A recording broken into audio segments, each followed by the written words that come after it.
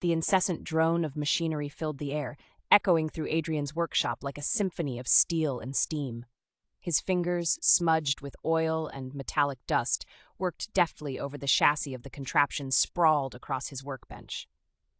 Beneath the surface of routine, the town of Gearsfield was anything but ordinary.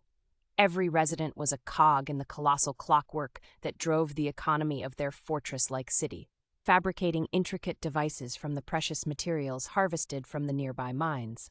Adrian, a master tinkerer, had long ago established his niche in the intricacies of clockwork engineering. However, his current project was his most ambitious yet, a device he believed could decode the encrypted messages intercepted from the neighboring rival, the Dominion of Marrow. For years, tensions had simmered between Gearsfield and Marrow, with espionage acting as the quiet warfare of choice. The workshop was dimly lit, the only light emanating from a flickering lamp hanging overhead, casting long shadows that danced around the confines of the cluttered room. Drawings and schematics were strewn about, each scribble and notation a testament to Adrian's sleep-deprived nights.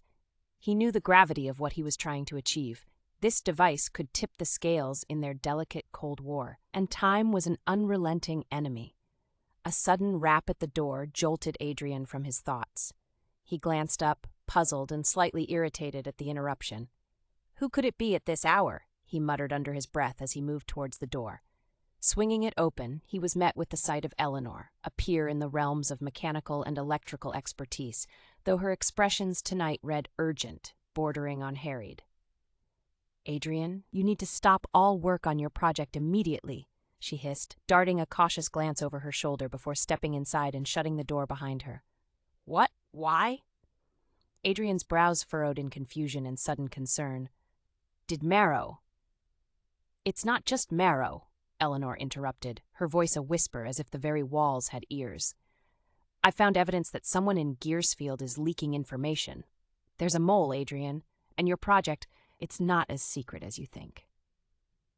The implications of her words hit Adrian like a physical blow.